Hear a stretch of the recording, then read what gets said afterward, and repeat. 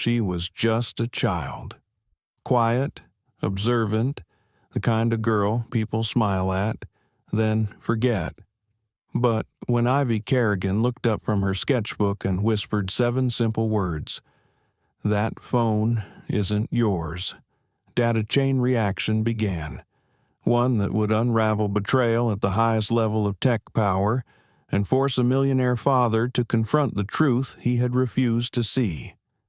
How do you protect a child who's smarter than everyone in the room? What happens when your greatest creation, artificial emotional intelligence, is stolen and weaponized? Not by your rivals, but by the very people who say they love you. And when the world turns against you, calls you unstable, delusional, will you still believe the quiet voice who saw the danger before anyone else? This isn't a story about revenge. It's a story about choosing truth, when truth costs everything. Before we begin, if you believe that silence can be powerful, that children often see what adults ignore, and that justice still has a voice, please like, share, and subscribe. Now, let us take you into the storm. That phone isn't yours. The whisper barely reached his ears, but it sliced through the polished air of the boardroom like a scalpel. Julian Kerrigan glanced down. At first, he thought he imagined it. The room was filled with the soft clinks of coffee cups, the gentle rustling of linen suits, the confident hum of 12 department heads seated around his oval glass table. But next to him stood a small girl with a braid tucked behind one ear and eyes that never missed a thing. Ivy. She was 8 years old, and she was supposed to be waiting with her art supplies in his executive lounge, not tugging at his blazer during a quarterly earnings presentation. Julian cleared his throat, startled but careful not to show it.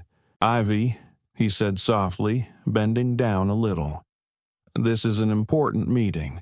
We'll talk later, okay?" She didn't move, didn't blink. Instead, she pointed at the sleek black smartphone lying on the table beside his own.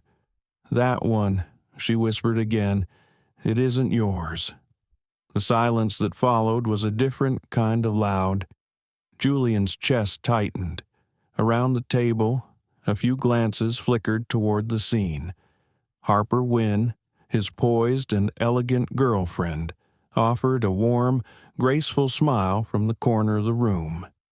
She had attended these meetings before, quietly taking notes for him, always perfectly supportive. No one else spoke. No one dared. Julian exhaled carefully, placing a hand gently on Ivy's shoulder. "I think you're mistaken, sweetheart. Why don't you go sit with Maria for a bit?" But Ivy didn't back down. Her voice dropped lower, steadier. "I've never seen that phone before, and you always keep yours in your right pocket, not on the table." Julian blinked. He turned slowly to the phone in question. It looked exactly like his. Same model, same carbon case, but there was no dent on the corner where his had slipped off the counter last month. No sticker residue from the lab barcode he always peeled halfway off. Even the charging port had dust-free shine. It was identical, but it wasn't his. He felt a sudden chill, not the kind that rushes your spine during a storm, but the kind that settles in your gut when the truth starts whispering before you're ready to hear it. He picked it up. The lock screen was dark, no fingerprint set, just a blinking icon on the voice memo app. A file was open, dated 36 minutes ago. He glanced toward Harper, who was still smiling like nothing unusual had happened. Her long fingers rested elegantly on the leather-bound meeting folder. Then he looked down at Ivy, this quiet child who rarely spoke unless she meant every word.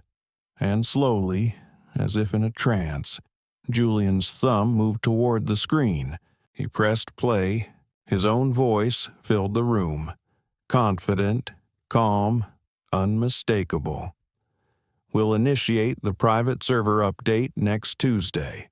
The proprietary behavior mapping framework is loaded into the Phase 4 chip. Once legal clears the new encryption patents, we'll be looking at a $240 million licensing model globally. Julian froze. That conversation had happened 3 days ago, in his private study, with no one else present but him and Lance Doyle, his COO. How could it be playing here, and how did Ivy know across the room? Harper tilted her head.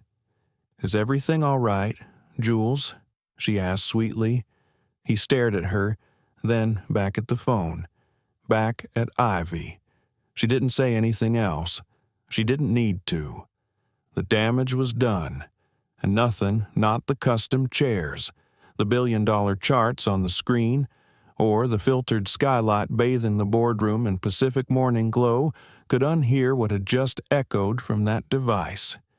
Julian Kerrigan's empire had been built on trust, on code, on privacy, but now something had breached it, and the first warning had come not from a security system, or a line of script, or a legal clause, but from the smallest voice in the room, and perhaps the only one truly watching. Julian Kerrigan didn't sleep that night. Not really. He lay in his bed, king-sized, organic cotton sheets, the quiet hum of filtered air circulating gently through vents in the floor, but his mind wasn't in that room. It was back in another room, 3 years ago, with Braden Holt. Braden had once been like a brother. They'd started the company in Julian's cramped garage after college, two scrappy coders chasing sleep-deprived dreams, hyped up on bad coffee and the naive belief that ethics could still fit into business models. But the bigger they got, the more Braden changed. By the time Julian realized Braden had duplicated their original emotion mapping AI and sold it to Vallis Corporation for a backdoor equity deal, the damage had already reached the SEC. Julian hadn't just lost technology. He'd lost trust in people, in instinct, in himself. Since then, Julian had kept everyone at arm's length, even the ones who swore they loved him, especially the ones who smiled too easily. Harper Wynn had walked into his life 10 months ago at a neuroscience conference in Vancouver. She was striking, confident, poised, and, above all, she didn't seem impressed by him. That was what caught his attention. She wasn't trying to pitch a startup or charm her way into a fund. She was just there, smart, stylish, cool without effort, and curious about his work in a way that felt less opportunistic and more genuine. Or so he thought. She had slowly, carefully become part of his world. Dinner dates, late-night talks on the balcony, quiet mornings reading side by side. He told himself he was healing, that letting her in was a sign he was learning to trust again. Then came Ivy. Julian hadn't planned on becoming a father, but the caseworker had said the girl had no remaining family, that she'd been in the system for nearly 2 years, that she was highly observant, academically gifted, and emotionally withdrawn. Julian saw himself in that file, and maybe, for once, he thought, maybe he could rewrite someone else's story because he hadn't been able to fix his own. So he signed the papers, hired tutors, gave her everything, except the one thing she seemed to need the most, his attention. At breakfast the next morning, Julian stirred almond milk into his coffee without looking up. Ivy sat across from him, quietly peeling the label off her juice bottle. Maria Torres, their longtime housekeeper, placed a plate of eggs between them and stepped back. watching silently as the quiet between father and daughter settled like fog. "Ivy," Julian said finally, eyes still on his mug, "about yesterday." She looked up. He hesitated, then sighed. "You can't interrupt meetings like that, even if something seems off." Ivy blinked. "But it wasn't yours," she said plainly. Julian flinched, and for a moment, just a moment, he wasn't the powerful CEO or the technological visionary. He was a man being spoken to by a child who saw him more clearly than anyone else dared to.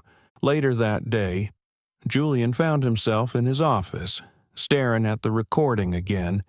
His own voice, private information, perfectly timed. He looked at the metadata, no origin tag, no traceable ID. The file had been airdropped in, then deleted. Clean. Professional. And Ivy had known. How that evening, Harper came by with Thai food and jasmine tea. She wrapped her arms around Julian from behind while he sat at his desk. "You've been quiet," she said, resting her chin on his shoulder, "thinking about the board." He nodded, and about Ivy. Harper sighed, brushing his hair back with her fingers. "She's been through a lot. Maybe she's testing boundaries." Julian looked down at the food. Something inside him curled tight. Harper always had an answer. Always smooth. Always just logical enough to calm the water, but never enough to make the ripples go away. "I think I'll take a few days off," he said quietly. "Work from home." She hesitated. "Of course. Whatever you need." But when she leaned down to kiss his cheek, Julian didn't turn toward her, and he didn't notice the way her eyes flicked briefly to the corner of his desk, where the safe keycard still sat. That night, Ivy was in her room, drawing quietly. Maria knocked and came in holding a folded towel. "You all right, Mija?" she asked gently. Ivy shrugged. "He doesn't believe me." Maria sat beside her. "He's scared. That doesn't mean he doesn't care. He's smart," Ivy said. "But she's smarter." Maria felt a chill run down her back. "Who?" she asked. Ivy didn't answer right away. She just kept drawing. A house with 3 people inside, and a tiny shape in the window holding what looked like a phone. The phone hadn't moved. It sat on the edge of Julian's desk, dark screen facing up, utterly silent, yet louder in his mind than anything else in the room.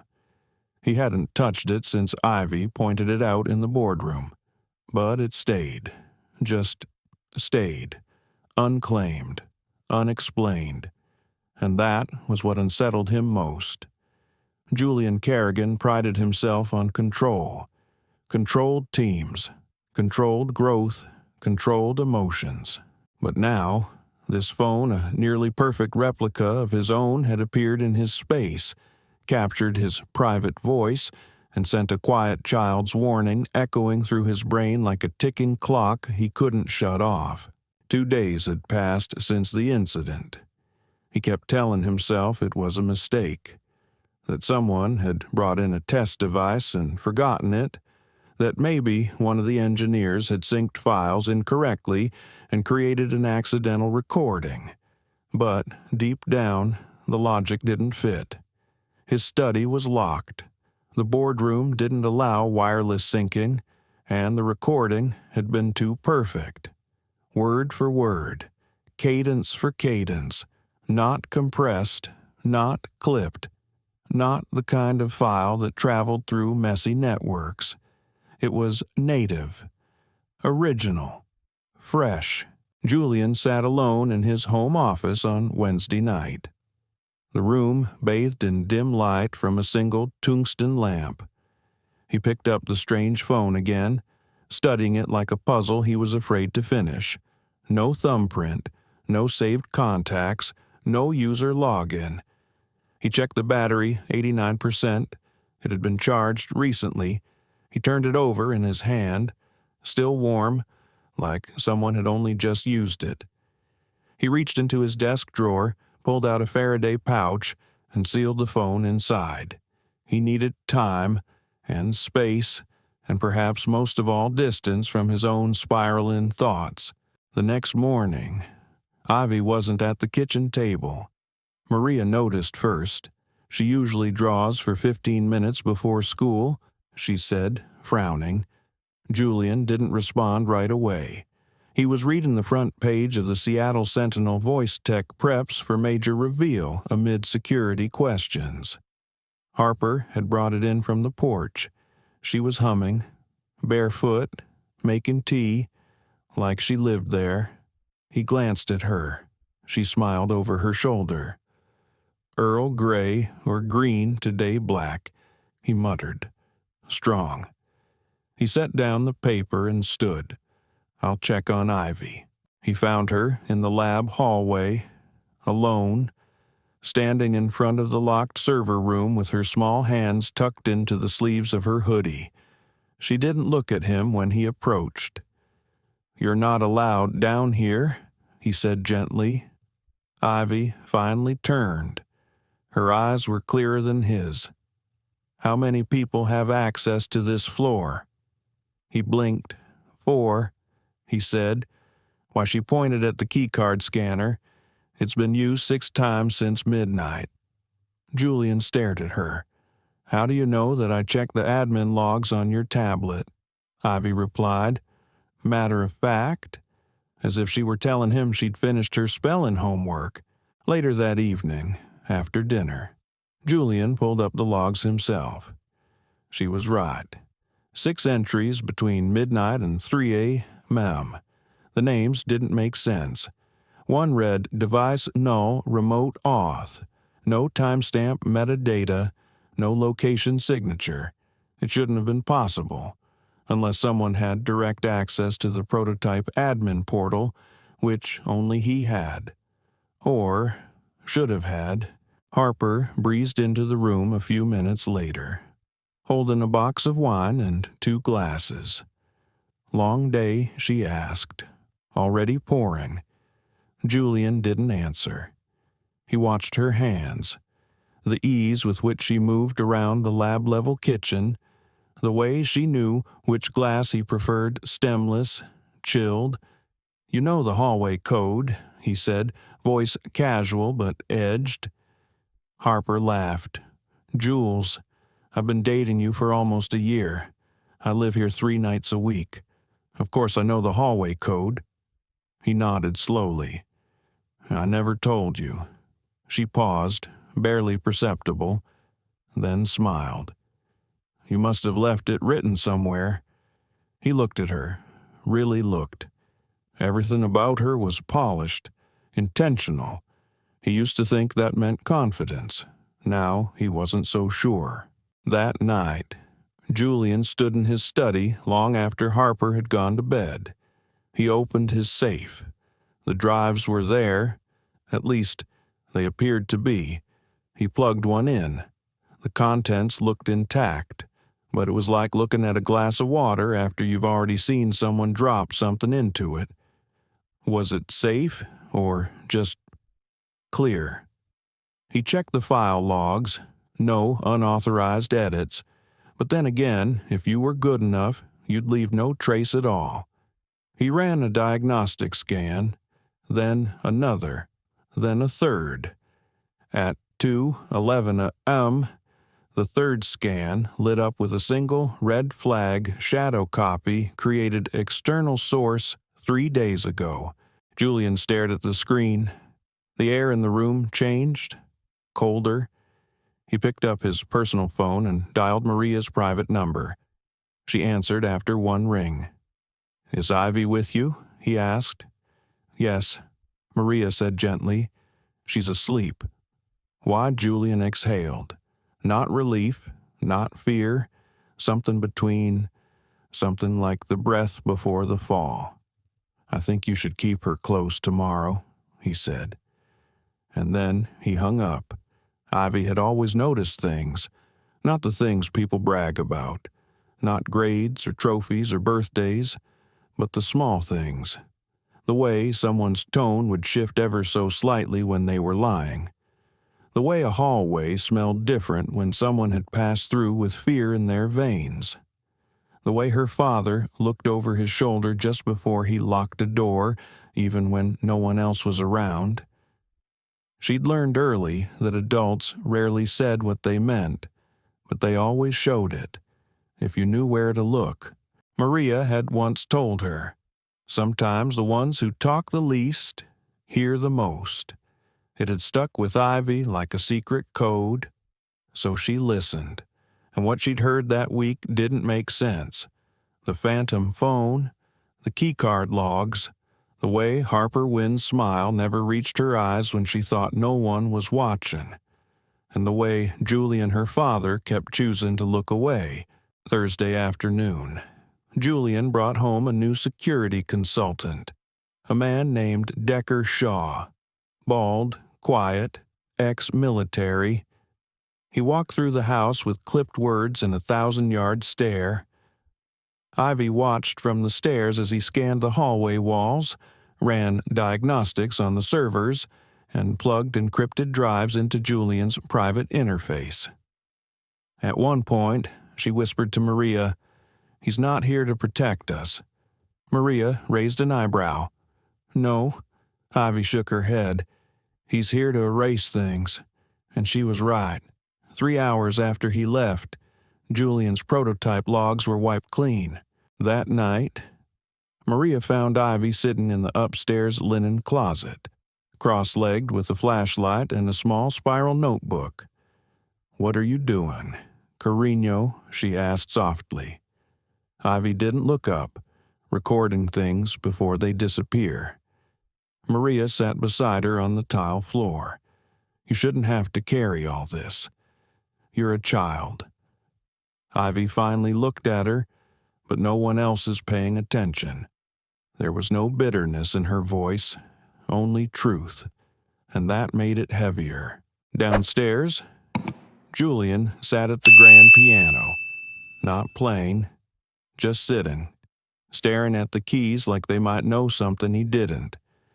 Harper entered quietly, wine in hand, wearing one of his old button-down shirts. She perched beside him, draped herself over his shoulder like silk. "You're a million miles away again," she said. Julian didn't look at her. "I'm tired," of what he hesitated, then said, not knowing who to trust. Harper tilted her head, offered a sympathetic smile, then stopped trusting everyone.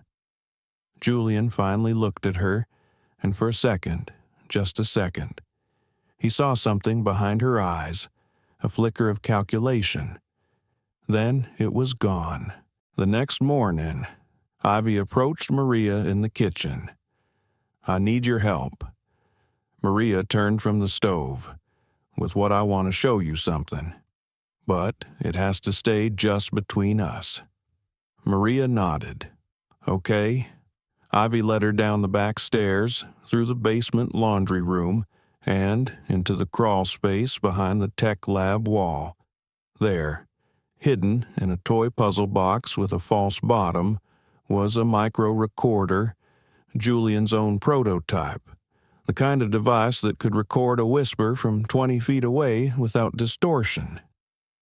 "I planted it 3 days ago," Ivy said, "where Maria asked, in Dad's office." "Why?" "Because Harper always says she's going to the upstairs bathroom, but she never goes that way. She goes toward his study." Maria felt her stomach twist. "Ivy, you shouldn't be doing this." "I had to," Ivy said calmly. "He doesn't believe me yet." They brought the device upstairs to Maria's room and played the most recent recording. The first voice was Harper's, sharp, clipped, private. He doesn't suspect anything. The child noticed the phone, but Julian thinks it was a fluke. He's too proud to consider she might be smarter than him. Then came the second voice, a man's. Good, the file copies are on schedule. Yes, Harper replied. I transferred the code yesterday. Phase 4 and Phase 5 builds are in the folder marked Audio Archive. Julian hasn't noticed. He's obsessed with protecting Ivy right now. His focus is fractured. A pause.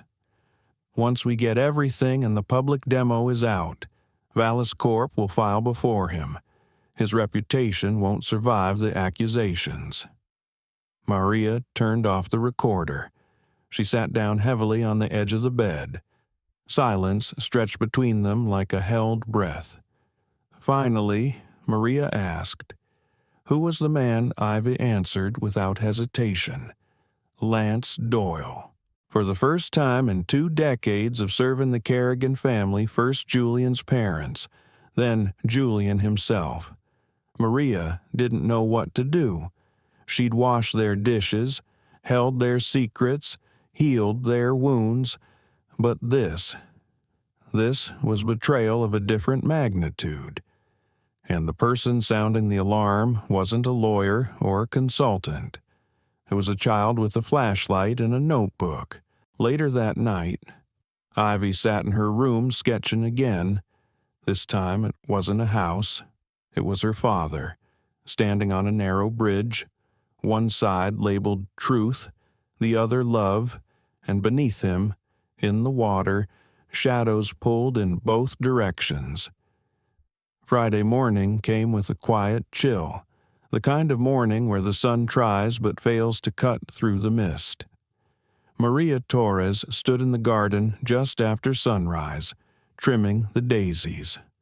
Her hands moved automatically, pruning what looked fine, keeping what would bloom later. Inside the house, things were blooming to secrets, warnings, evidence, and Maria wasn't sure what needed to be cut yet. She heard the back door creak open and didn't need to turn to know it was Ivy. The little girl padded across the flagstone path in thick socks, her arms wrapped around a small metal tin. "You said the daisies are a good place to hide things," Ivy said. Maria looked up. "When you were 5, you put your Halloween candy under them." Ivy offered a half smile. "This is more important than candy." She opened the tin. Inside, nestled between foam pads, was another prototype recorder smaller than the one from earlier. This one had a blinking green light. "I planted this one in Dad's study, the corner vase with the dried lavender," Ivy said softly. "It's been recording since the board meeting." Maria felt the breath leave her lungs. "You've been listening for almost a week." Ivy nodded. "I didn't want to. I just needed to understand." Maria took the recorder gently. They stood in silence for a long moment. Then Ivy said, "She was in there last night, after Dad fell asleep." Back inside, they plugged the recorder into Maria's old laptop, an offline machine from her previous job, completely unconnected to Julian's smart home network. The audio loaded instantly. Maria pressed play. Harper's voice filled the room like perfume smooth, elegant, toxic. "Don't worry. He's still fogged. He thinks I'm worried about Ivy." Plays right into it. "He showed me the encryption node last night without even realizing it." A male voice responded. "Any issues with Doyle's credentials?" "No. The new credentials worked. The archive drive is cloned. Once he presents the new demo, the version I give Vallis will already be patented. Then—" Harper laughed. It was soft, almost musical, but behind it was ice. "By the time he realizes what happened, he'll be fighting a public lawsuit and Child Protective Services. He'll lose the company and the girl." Maria pressed pause. She didn't speak for a full minute. Then she stood up slowly. "Put your coat on. Ivy," she said, voice tight. "We're going into town." The bus ride was slow. They sat together in the back. Ivy held the recorder in her lap like a bird she was trying to keep alive. At one point, she asked, "Do you think he'll believe it now?" Maria didn't answer right away. Then she said, "Sometimes people don't believe until it hurts enough." Ivy looked out the window. "Then it's going to hurt a lot." They got off at a small print and copy shop near the library. Maria spoke to the clerk, paid cash, and waited while Ivy watched the scanner slowly transfer the audio files onto 4 separate flash drives. One went into Maria's purse, the others into Ivy's backpack, her jacket lining, and one inside a hollowed-out colored pencil. "Red," Ivy said. "No one ever checks the red one." Maria stared at her, then hugged her suddenly, fiercely. "You shouldn't have to know how to survive like this."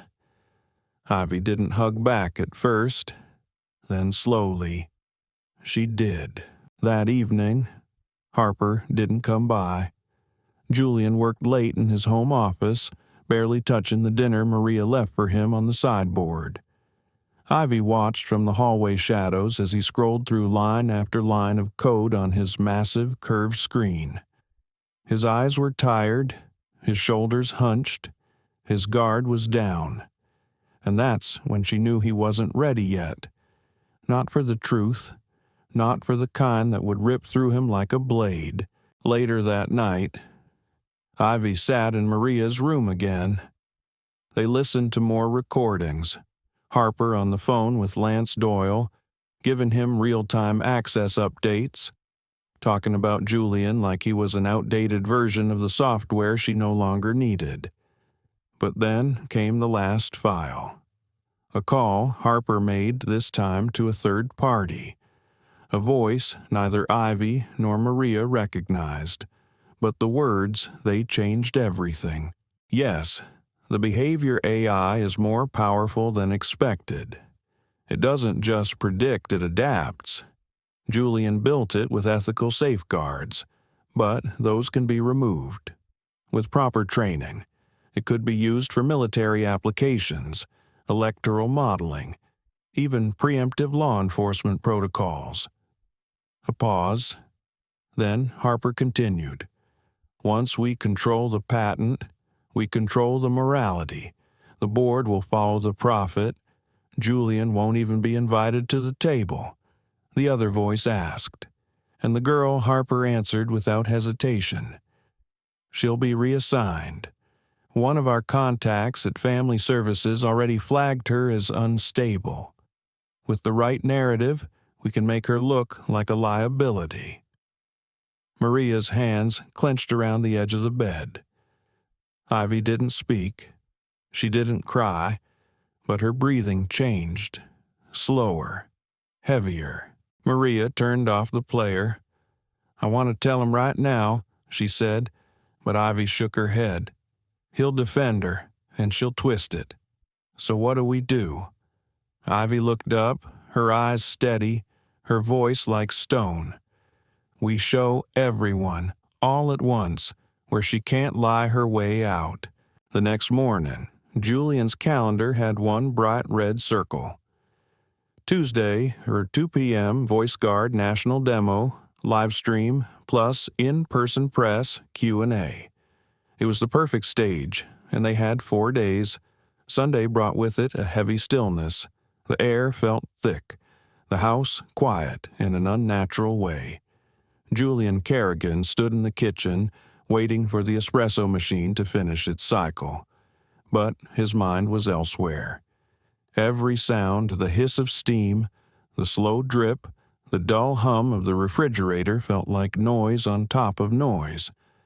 His thoughts were cluttered, disconnected, and for a man whose brilliance came from pattern recognition, that was the most unnerving part. He glanced over at Ivy, sitting at the far end of the kitchen table with a pencil tucked behind her ear. She was coloring, but she wasn't focused on the paper. Her eyes, sharp, thoughtful, old beyond her years, flicked occasionally toward him, and then to the hallway behind him. Julian turned, as if expecting someone to walk in. No one did, but something inside him shifted, like a string quietly snapping. He sat down across from her. "Ivy," he said gently. She didn't look up. "Why did you say the phone wasn't mine?" Still, she colored. Then, because it wasn't. His jaw tightened. "And how did you know what was on it?" Ivy set her pencil down. Then, finally, she met his eyes. "Because I've been watching." Her voice didn't waver, not even for a second. Maria entered the room at that exact moment, carrying a folded towel and freezing when she saw the two of them mid-conversation. Julian turned to her. "Did you know about this?" Maria hesitated, then nodded. Slow, careful. "Julian, there's something you need to hear." He followed her into the laundry room, a place he rarely entered. It smelled like lavender detergent and quiet resignation. Maria closed the door behind them and reached for the small voice recorder Ivy had hidden earlier.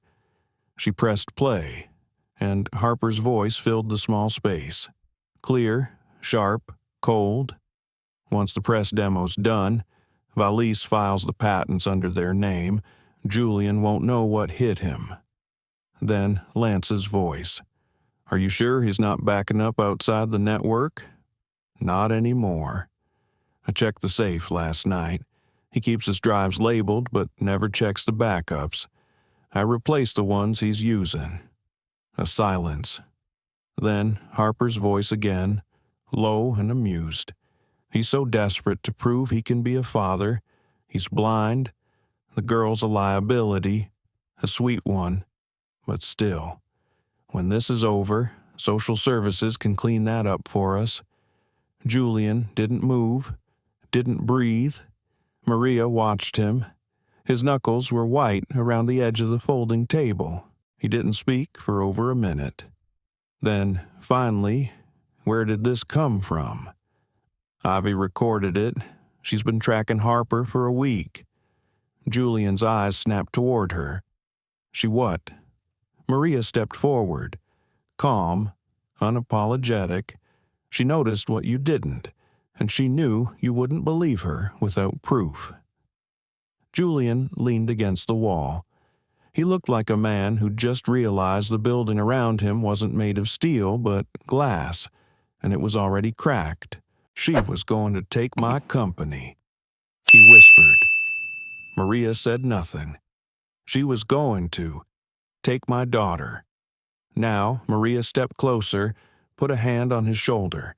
She almost did, but Ivy stopped her. Julian let out a breath that sounded more like a wound than an exhale. "I thought I was protecting her, but she was the one protecting me." That night, Julian sat in his study with the lights dimmed and the window cracked open to let in the cool Seattle air. He held the recorder in one hand. In the other, a folder Ivy had compiled with timestamps, security logs, movement data. There were drawings, too, simple sketches, boxes labeled safe, figures labeled her and him, and one that looked unmistakably like himself, with a question mark drawn in the chest. He stared at it for a long time, then called Ivy downstairs. She came quietly, pajamas slightly oversized, her braid half undone. He didn't say anything at first, just handed her the drawing. She looked at it, then up at him. "Did I get it wrong?" she asked. Julian shook his head. "No." His voice cracked on the word. He reached out, awkward, unsure, and took her hand. "I got it wrong." In the doorway, Maria watched them for a moment, then turned away, not to give them privacy, but because she was crying. An hour later, Julian opened the vault, not the digital one, the physical one hidden behind the bookshelf in the north wing. He hadn't touched it in years. Not since Braden Holt's betrayal. Inside was a redundant AI backup system, off-grid, encrypted, and analog in ways no one at Vala could have anticipated. He connected it to Ivy's tablet. A quiet hum filled the air as the system booted to life. A database of ambient recordings, camera snapshots, and motion-triggered logs, all untouched, all real. Julian began scanning, line by line, time by time. He found it. A clip from 4 days ago. Harper and Lance, in his study. She'd told him she needed to grab her coat. He'd gone upstairs to change. The Foundation doesn't even know what they're funding, Lance was saying. The system could be applied to political forecasting, military targeting, social control.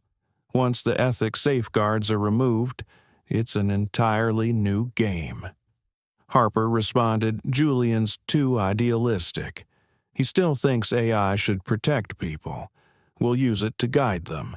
Then her laugh, soft, arrogant, dangerous. Julian hit save, then back up, then offline export. 3 copies, different drives.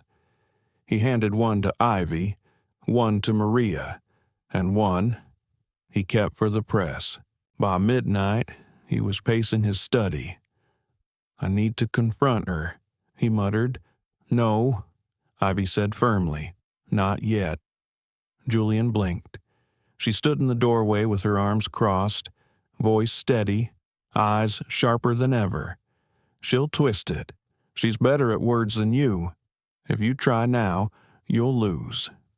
Julian stared at her. Then, slowly, he nodded. I'll wait for what Ivy asked. Julian looked toward the demo calendar on the wall, then back at his daughter to let her walk straight into her own spotlight. Julian Kerrigan didn't recognize the man in the mirror. Not this morning. Not after what he'd heard. His face looked the same sharp jaw, well-kept stubble, ocean-gray eyes that always seemed to hold the next invention. But the eyes, they were different now. Tired in a new way.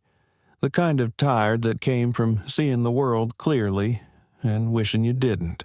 He turned on the faucet, splashed cold water on his face, and leaned forward until his forehead touched the mirror. His reflection didn't blink. He whispered to it. I let her in. The words stung, more than he expected, because they weren't about Harper, not entirely. They were about Ivy, about how long he'd kept her at arm's length, given her every resource, every tool, every shiny object, except one, trust. Downstairs, Ivy and Maria were in the kitchen preparing a simple breakfast. Eggs, toast, quiet efficiency. When Julian walked in, they both paused. He didn't speak. He just picked up a plate, helped himself, and sat down with them like he belonged at that table. Because now, he knew he hadn't been. Not really. I was wrong, he said finally. Maria looked up first, then Ivy. I thought giving her space was protecting her. I thought, if I stayed out of the way, she'd be safe. He took a deep breath. I forgot that love doesn't mean silence. No one responded. Not right away. But Ivy's eyes softened, just slightly, and Maria, without a word, reached over and refilled his coffee. Later that day, Julian sat in his study with the curtains open, something he hadn't done in months. The city of Seattle stretched out before him. Steel, fog, promise. He opened the folder Ivy had built, read it again and again, every timestamp, every observation, every colored drawing of Harper standing in places she shouldn't have been. He wasn't just proud of her, he was ashamed of himself. In the quiet, he thought back to the night Ivy arrived. She'd been so small, so still. The social worker had handed him a duffel bag and a list of medical notes. She doesn't speak much, the woman had said, but she watches everything. Julian had nodded, then looked down into the eyes of a girl who had just lost 2 parents, 2 homes, and whatever certainty childhood was supposed to offer. He had said the only thing he knew how: "You'll have everything you need." He now realized how hollow that must have sounded to her. Harper arrived at 5:42 p.m. right on schedule, carrying takeout from the same Korean bistro they'd ordered from on their first date. She moved through the house like she belonged to it, like she owned it. Julian watched her from the foyer, leaning against the railing. She looked up and smiled. "Hey, you, been hiding all day," he smiled back, evenly, softly, and said nothing. At dinner, she talked about the press demo like nothing had changed. "We'll show the audience how the AI reads live feedback. We'll let them ask emotional questions. Watch the algorithm respond in real time." Julian nodded. His mind was elsewhere. "You sure you're ready?" she asked. He looked her in the eye. "I've never been more ready." She reached for his hand. "I'm proud of you." He didn't flinch, didn't pull away, but something in him went cold, because now he could hear the lie behind the warmth, and that made it worse than anger. That night, after Harper left, Maria found Julian standing on the back deck, holding a file of printed documents. The wind pushed gently at the pages, but he didn't let go. "She's going to take it all," he said quietly. "I know," Maria replied. He looked over at her. She almost took Ivy. Maria's voice was gentle, but unflinching. "And you almost let her." Julian closed his eyes. "I didn't want to believe it. You weren't supposed to," Maria said. "That's what made it work." Back inside, Ivy was at the piano, plinking out a simple melody. Julian walked in slowly, watching her fingers. When she saw him, she didn't stop. He sat beside her. "I don't know how to fix this," he said. She looked at the keys. "Then don't." He blinked. "Just listen to the truth, and don't look away." She played another note, and when it hurts, don't pretend it doesn't. Julian rested his hand on the keys, not playing, just present. Later that evening, he opened a drawer in his desk and pulled out a photograph. Old, worn at the corners, it was from a time before the money, before the company. He and Braden holding up a circuit board, grinning like idiots. Back when things were simple. Before betrayal became the price of ambition. Julian flipped it over. On the back, written in fading ink, was a quote he had once believed in: "Build what matters, but guard who matters more." He placed the photo down beside Ivy's drawing of him on the bridge, and this time there was no question mark in his chest. Julian Kerrigan walked into the Voice Tech Executive Conference Room at 8:57 a.m. sharp. He carried nothing but a small black flash drive. No notes, no lawyer, no entourage, just the truth. The room was already full, 12 board members, 4 legal advisors, his COO, Lance Doyle, seated at the far end of the glass table, flipping through a performance report like it actually mattered today, and Harper Wynn, seated just beside him, dressed like a power broker's dream, not too flashy, not too modest, neutral enough to disarm, charming enough to deceive. "Julian," said Sasha Kilpatrick, the board chair, offering a tense smile, "you said you had something urgent. We've cleared 20 minutes. Julian sat, inserted the flash drive into the central media port, I need exactly 3. A pause. Then he clicked play. The room filled with Harper's voice. Once the demo goes public, Vallis will own the patent paperwork. Julian's too idealistic to see it coming. Then Lance is the backup system still recording no. Harper replied. Maria's access was revoked. Ivy's not a threat. We're in the clear. Murmurs rose around the table. Several board members exchanged glances. Julian let it play 30 more seconds, then stopped it. He looked around. Ivy discovered it. She tracked Harper's movements, found the tampered prototypes, logged the server breaches. I verified the footage myself. He paused, met each gaze. I know I failed to see it sooner, but it's real, and it's happening now. Silence. Then Sasha cleared her throat. Julian, do you have corroborating digital logs, internal timestamps, audit trails? Julian nodded. I archived all of it to the analog server. Maria and Ivy both helped. Ivy Harper interrupted. Eyebrows lifted. You're saying a child hacked your security system? Julian's jaw tightened. She didn't hack anything. She noticed. More silence. Then Lance leaned forward. Calm. Almost sympathetic. Julian, I think we're all just a little surprised. He gestured to the flash drive. This could have been fabricated. Julian stared at him. What? Lance shrugged. Deepfake audio exists. You, of all people, pioneered emotion cloning tech. You helped build synthetic voice mapping. That's not what this is, Julian said quietly. But you can't prove that. Can you? Lance replied. Sasha glanced at Harper, then back at Julian. Julian, I think we all understand you've been under an immense amount of stress lately. Between the adoption, the upcoming product launch, the history with Braden, Harper added softly, and your health. You haven't been sleeping. Julian's voice dropped. This isn't about me. But Harper tilted her head. Isn't it? She looked around the room. Julian's had a hard time adjusting to trusting people again.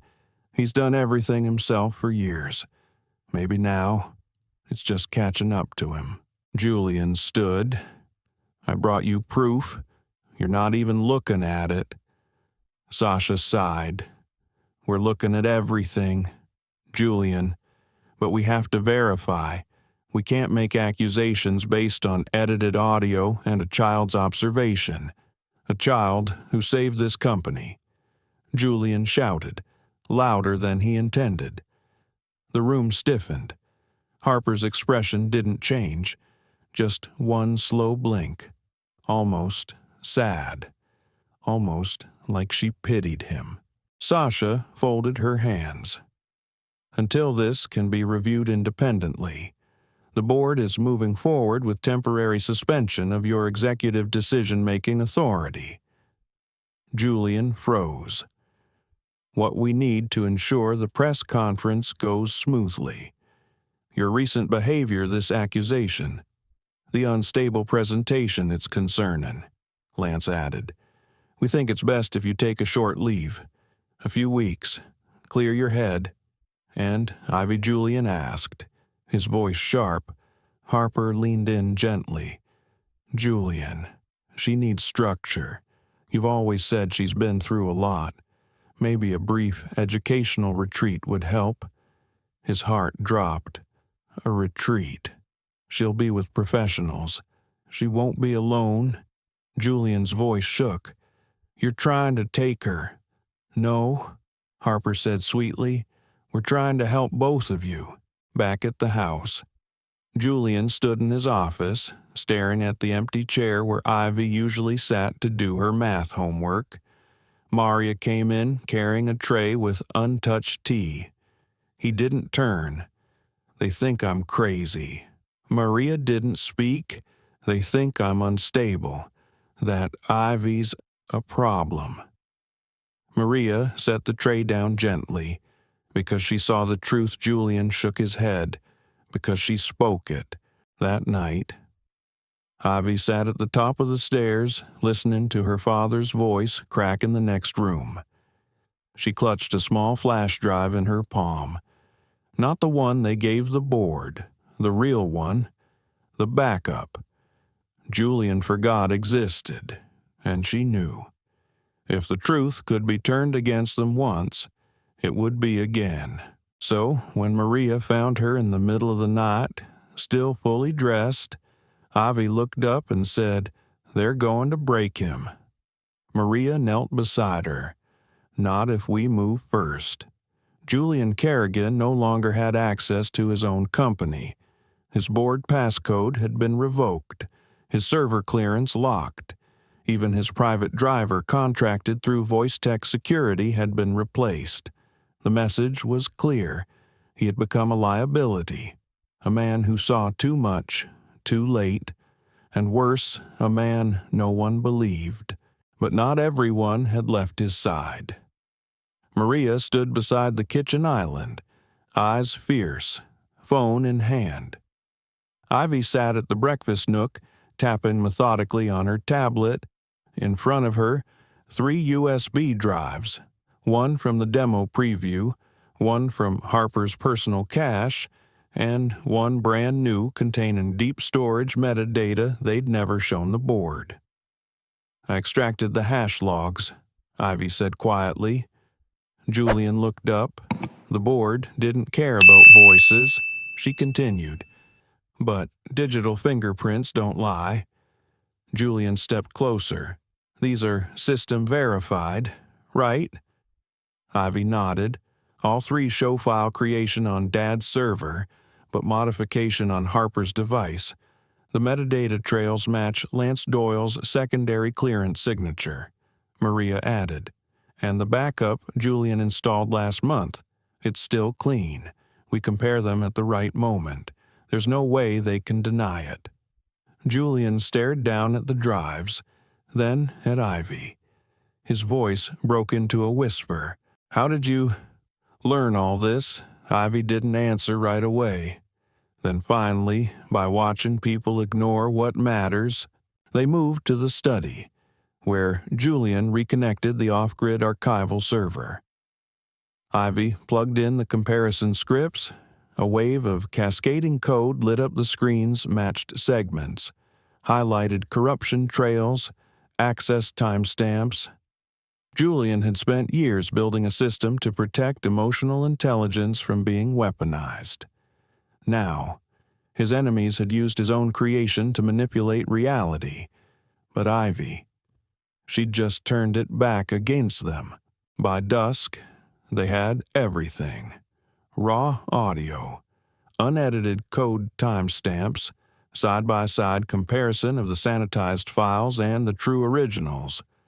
Footage from the front hallway camera. Harper forgot existed, showing her removing a flash drive after hours. Maria burned it all to a sleek aluminum hard drive the size of a credit card. They had one shot left, one public moment. Tuesday, the press demo.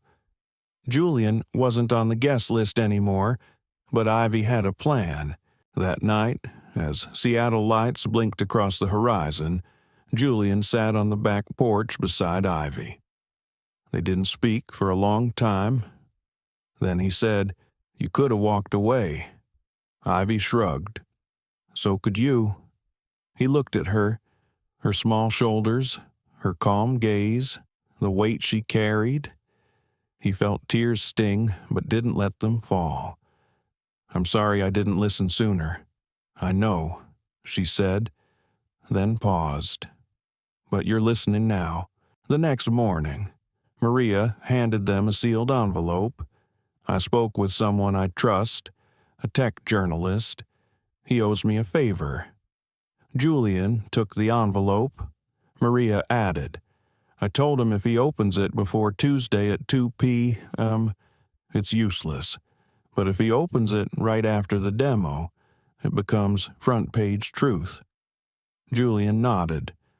One bullet in the chamber. No second chances. At noon, Julian and Ivy climbed into an old borrowed pickup Maria had arranged. Untraceable. No trackers. Ivy carried the drive inside a hollowed-out sketchbook with her school notes glued to the front. They parked 6 blocks from the convention center. Waited. Watched the crowd gather. Inside, Harper and Lance took their places on stage.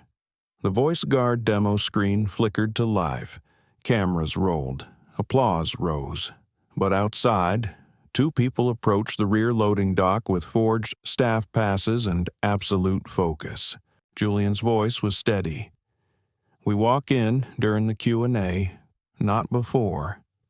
Ivy nodded. "I'll cue the footage. You speak." Julian hesitated. "Are you sure?" She looked at him small, brave, unstoppable. "I was born for this." The lights in the convention hall were unforgiving. Bright, clinical, cold. Harper Wynn stood center stage, the company's signature blue and white branding behind her, the Voice Guard logo spinning softly on the massive screen. To the audience, she looked radiant, composed, a symbol of tech innovation and quiet confidence. Beside her stood Lance Doyle, clipboard in hand, smile tight, eyes scanning the room like a man watching for ghosts. They didn't see the 2 walking in from the back. Julian Kerrigan kept his head down, the brim of his cap low. Ivy walked beside him, clutching her sketchbook to her chest like a child about to present a science fair project. But this wasn't a project. This was a reckoning. Harper's voice echoed across the auditorium at Voice Tech. "We believe that AI should not only serve us, but understand us. Today, you'll see how our emotion mapping interface responds to live, unrehearsed human sentiment." The audience clapped politely. Cameras clicked. A row of journalists leaned forward. "We'll take a few questions now." Harper continued, gesturing to the crowd. "Feel free to test our tech. Speak from the heart." A young woman in a green blazer stood up. "What happens if someone is lying to the AI?" Harper smiled sweetly. "It doesn't matter. The AI will always know the truth. From the back." Julian's voice cut through the applause like a blade.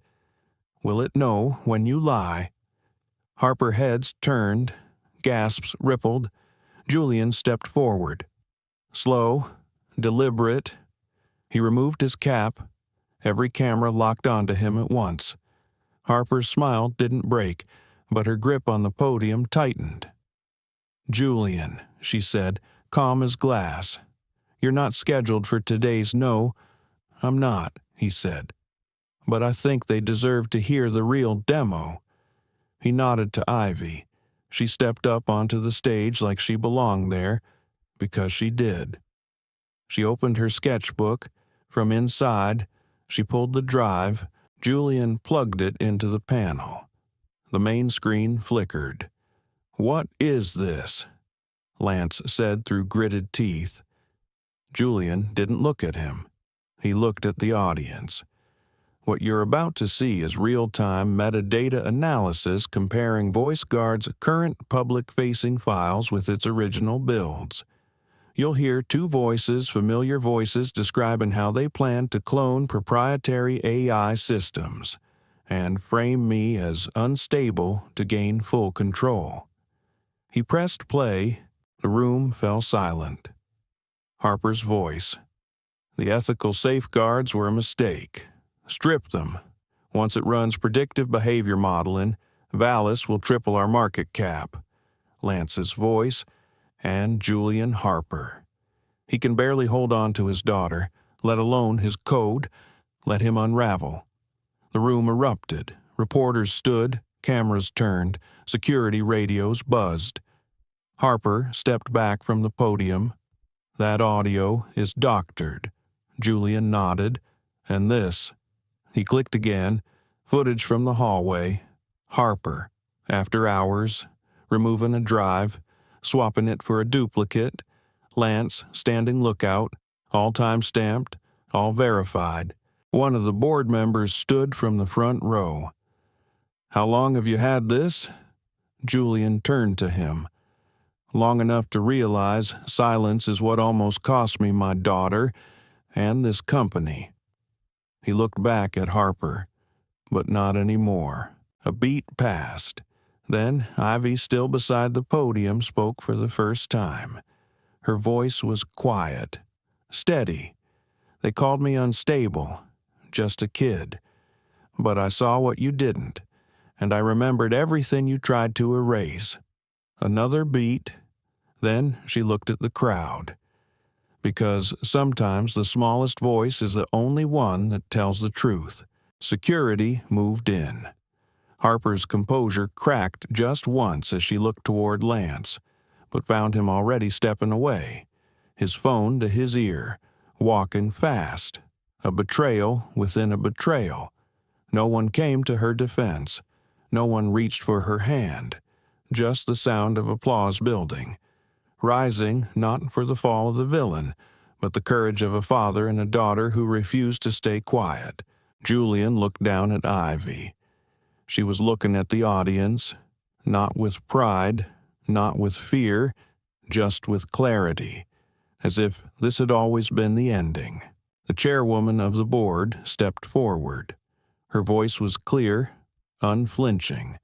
"As of this moment, Harper Wynn is terminated from all voice tech leadership functions. Lance Doyle is suspended pending investigation. Effective immediately. Julian Kerrigan is reinstated as Chief Innovation Officer." The crowd stood, cameras flashed, but Julian didn't raise his arm, didn't smile. He just reached for Ivy's hand. She took it, and together they walked off stage quietly. No victory speech, no gloating, just the silence that follows when truth finally speaks loud enough to be heard. It didn't happen overnight. There were no banners, no celebration dinners, no polished PR campaigns to spin what the public had already seen. There was just stillness, and a house that had felt like glass, now made of something warmer, something lived in, something real. Julian Kerrigan stood in the living room, sleeves rolled, hammer in hand. He was removing the last of the motion sensors Harper had installed around the stairwells. Not for safety, but for control. Ivy watched from the couch, her notebook open on her lap, not for surveillance this time, but for sketches. She was drawing the hallway again, this time without shadows. Maria entered, carrying a tray of cocoa and cinnamon toast. "I think that's the last of them," Julian said, dusting his hands. "Good." Maria smiled. "I never liked being watched in my own kitchen." Ivy sipped her cocoa, then asked, "What will you do with the system?" Julian paused. He looked at the walls, once fitted with embedded mics, ambient recorders, biometric trackers. Then, down at the drive Ivy had protected, "The AI stays," he said quietly, "but the manipulation ends." The press hadn't stopped calling. Julian ignored them. The board had offered full reinstatement, full control, and even a televised apology. He declined the last one. "I don't need them to say sorry." He told Ivy, "I just need to do better." She didn't answer, but that night she tucked a new drawing under his pillow. It showed the two of them sitting at the piano. No code, no microphones, just music. One evening, Julian stood in the garden with Maria, watching the breeze ripple through the daisies. "Do you think she's okay?" he asked. Maria raised a brow. "Ivy?" He nodded. "She's strong," Maria said, "but strength doesn't mean untouched. Let her show you the parts that still hurt." Julian was quiet for a while, then said, "She's the bravest person I know, inside." Ivy sat by the fireplace. She was writing something, not code, not notes, a letter to herself. She didn't plan to send it, but she needed to write it. You were right. They didn't believe you, but you believed yourself, and that saved everything. The next day, Julian drove them to the coast, just him and Ivy. No laptops, no talking about court dates, no reporters. They walked along the beach, collected sea glass, shared French fries in silence. At one point, Julian asked, "Do you trust me again?" Ivy didn't answer right away. Then she said, "I didn't stop. I just got tired of waiting for you to see me." Julian stopped walking, kneeling beside her in the sand. He said, "I see you now," and meant it. Every word. Back at the house, Julian turned the main server room into a studio space. He painted the walls with ivy, installed shelves for books, put up string lights. He placed her first AI sketch in the center frame. Underneath it, a brass plate. The girl who saw the truth before the world was ready. Harper Wynn's name disappeared from the company. Lance Doyle fled to a consulting firm in another state. Voice tech survived but changed. Julian removed the predictive law enforcement features from the AI entirely. He spoke, for the first time, at a tech ethics forum not as a CEO, but as a father. If the quietest among us can spot what a billion-dollar boardroom can't, maybe we need to rethink who we're listening to. The crowd stood, not out of politeness, but because they knew he was right. At home that night, Ivy sat beside the fireplace again. Julian joined her. She didn't look up from her drawing, but she smiled, just a little, and that was everything. A year passed, and the house, once a cold marvel of technology, was now filled with warmth. Plants in windowsills, sunlight in corners that used to feel hidden, laughter, not loud, not constant, but real, and frequent enough to mean something. Julian Kerrigan no longer wore suits unless he had to. He preferred his sleeves rolled up, hands in soil, or tinkering with ivy on side projects that didn't promise billions but made them smile. They built a voice assistant that told jokes only they understood. They called it Basil after the stubborn herb ivy kept trying to grow in the kitchen window. Basil still hadn't sprouted, but they liked the hope in it. Maria Torres remained in the home. She wasn't staff anymore. She was family.